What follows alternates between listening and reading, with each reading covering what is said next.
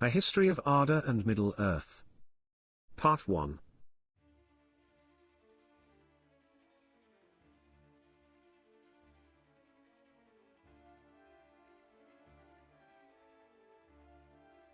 J.R.R. Tolkien's The Silmarillion begins with a mythological account of creation, the Ainulindalë lay, or the music of the Ainur, which lays the foundation for all the complex histories and narratives in Middle-earth.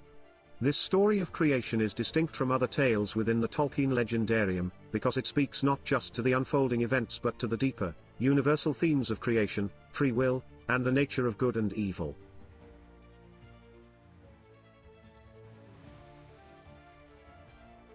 At the heart of the Ainulindalë lay is Eru Ilúvatar, a godlike figure who stands as the prime mover and creator of all existence. In Tolkien's universe, Ilúvatar exists alone until he brings forth the Ainur, the Holy Ones, powerful and divine beings who share in his wisdom, and are endowed with free will. Ilúvatar's creation of the Ainur parallels many religious or mythological structures where the supreme deity creates beings who will aid or complicate their vision of the world. The Ainur, however, are more than just creations.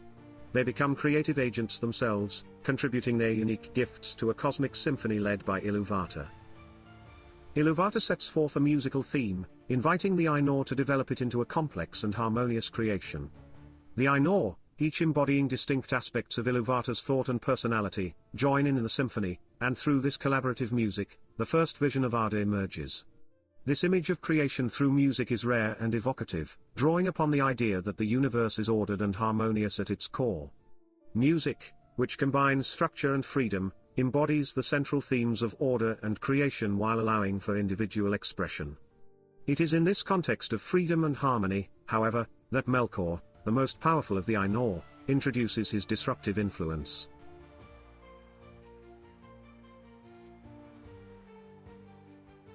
The Ainulindalë lay introduces a profound existential dilemma in the form of Melkor, who disrupts the harmony of the music of the Ainur with his own discordant notes. Melkor's rebellion begins as an exploration of his own creative freedom, but it soon grows into an expression of pride and dissatisfaction. Unlike the other Ainur, Melkor's ambition leads him to wish for dominion over creation, not as a servant of Ilúvatar's design but as an agent of his own will. This conflict between cooperation and self-centered ambition is central to Tolkien's cosmology. Melkor's discord in the music can be interpreted in several ways: as an allegory of pride, as a commentary on the human capacity for rebellion, and as an inquiry into the nature of free will. While the other Ainur accept Ilúvatar's theme and develop it within its structure, Melkor seeks to break free of it, asserting his desire to create something wholly original. Yet, in doing so, he becomes ensnared in a paradox. By trying to separate himself from Ilúvatar, Melkor's rebellious music is ultimately subsumed into the larger theme. In this way, Ilúvatar's creation is shown to have room for both obedience and rebellion, with both elements playing a role in the unfolding history of Arda.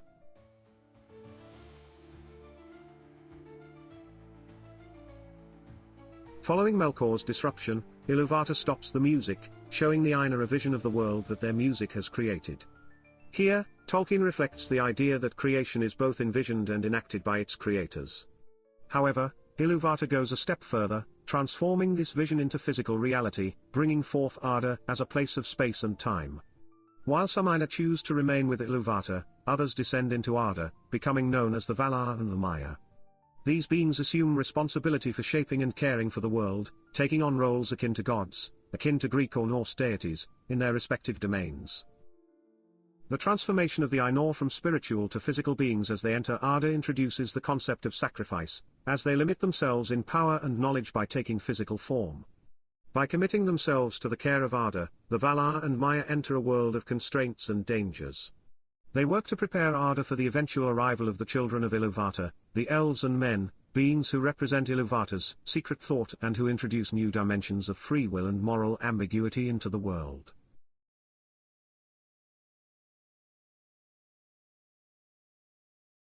Melkor, despite his failed rebellion in the music, enters Arda with his own purposes and quickly becomes a destructive force.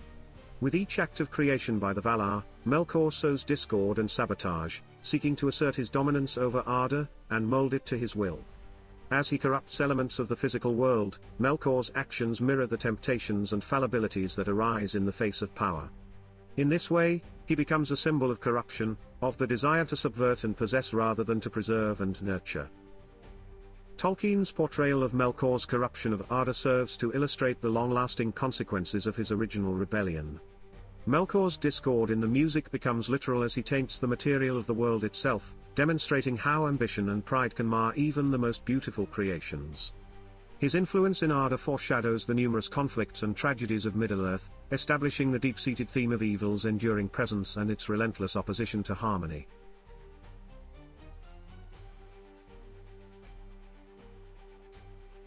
The Ainulindalë Lay is not simply a story of creation but an exploration of moral and philosophical themes that resonate with readers.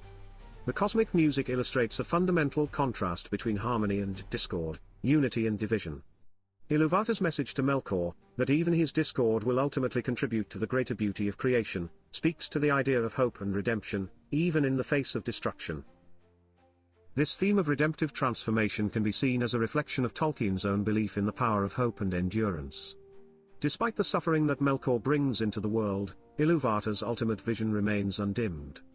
His ability to incorporate Melkor's discord into the beauty of the final song suggests a belief in the enduring nature of good, one that may be obscured but never eradicated by evil.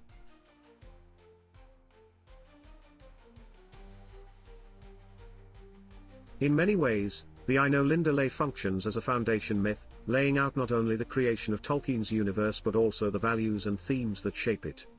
Through the figure of Iluvatar, Tolkien addresses questions of divine providence, free will, and the relationship between creator and creation. Melkor's rebellion is not merely a plot device but a philosophical exploration of the dangers of ambition and the consequences of pride.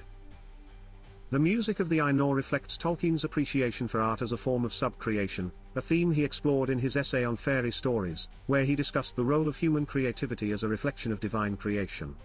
In the Ainulindalë Lay, Tolkien captures both the beauty and the fragility of creation, showing that true harmony comes from cooperation and unity, while discord arises from self-centered ambition.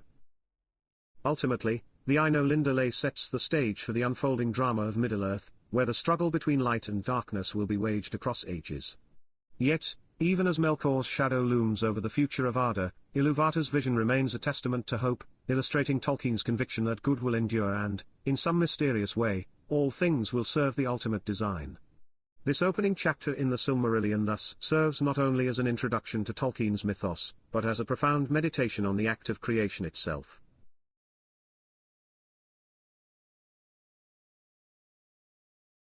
In the Silmarillion, J.R.R. Tolkien's world-building reaches cosmic proportions, presenting a creation myth that draws upon familiar mythological motifs while introducing unique philosophical questions. Following the creation story of the Ainulindalë Lay, the narrative proceeds with the Valar, or Ainur, descending to shape Arda according to the vision shown to them by Eru Iluvatar. However, even in these early stages, Melkor, the most powerful of the Ainur, disrupts their efforts, establishing a cycle of destruction and defiance that will define the world's history.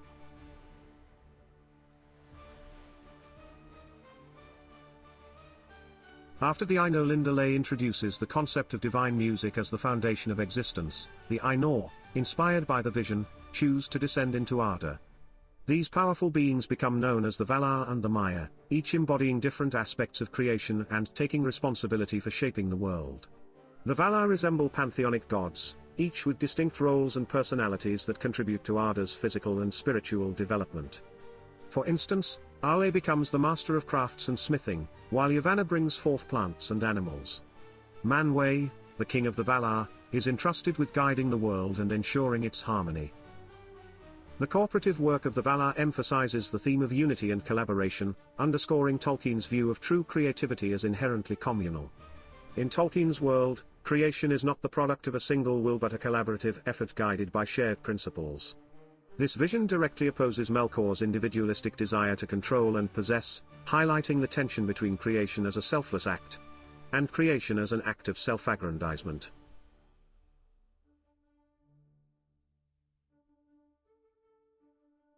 While the Valar strive to shape the world in harmony with Iluvatar's vision, Melkor introduces chaos and conflict.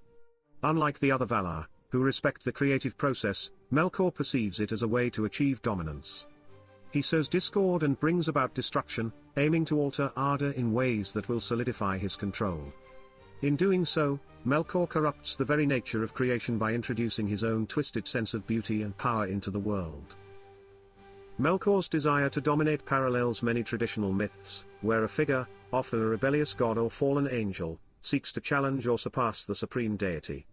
His actions emphasize a thematic question central to Tolkien's work: the moral weight of power. For Melkor, power is a means of asserting dominance over others, whereas the other Valar wield their power for the benefit of creation. His actions introduce evil into the world, turning creation into an endless struggle between light and darkness, order and chaos. The dissonance Melkor creates can be interpreted as a manifestation of pride and envy, qualities that Tolkien saw as the roots of corruption. His desire to reshape Arda, regardless of the harm it brings to other beings, reveals the consequences of unchecked ambition and the drive to control rather than contribute.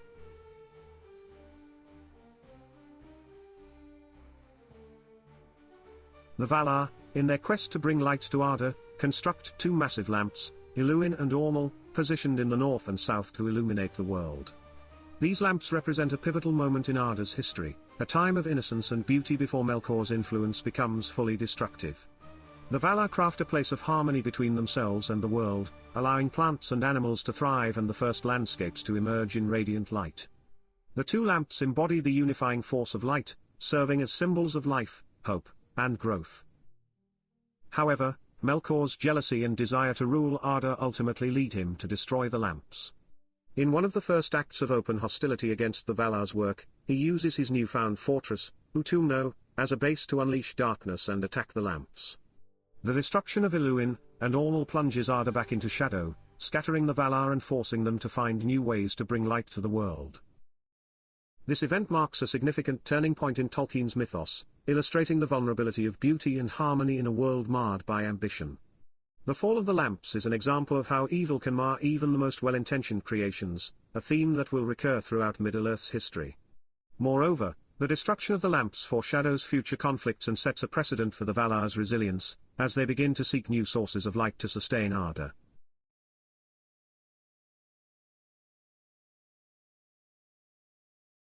After the destruction of the two lamps, the Valar withdraw from Middle-earth and establish the Land of Aman, creating a new paradise shielded from Melkor's influence. In Aman, the Valar create two luminous trees, Telperion and Laurelin, which radiate a light more profound and beautiful than that of the lamps. Telperion, the silver tree, and Laurelin, the golden tree, become central symbols in Tolkien's legendarium, representing a new phase of beauty and harmony. The two trees serve multiple symbolic purposes. They not only replace the lamps as sources of light but also introduce a cyclical passage of time, with each tree waxing and waning to create alternating periods of light. This cycle reflects a delicate balance and a cosmic order that the Valar establish as an act of defiance against Melkor's darkness. In many ways, the trees symbolize renewal and resilience, as the Valar do not abandon their purpose even after repeated setbacks. Their persistence echoes Tolkien's belief in hope and endurance as virtues in the face of darkness. Despite the peace that the two trees bring, their fate remains intertwined with Melkor. In a final act of betrayal, Melkor, in league with the dark creature Ungoliant, returns to Aman and poisons the trees, plunging the world once more into darkness. The destruction of Telperion and Laurelin signifies the depth of Melkor's malice, and the futility of seeking refuge in physical beauty alone. The trees' death paves the way for the creation of the Silmarils, which will hold the trees' light, but their loss remains a symbol of the irrevocable scars left by evil,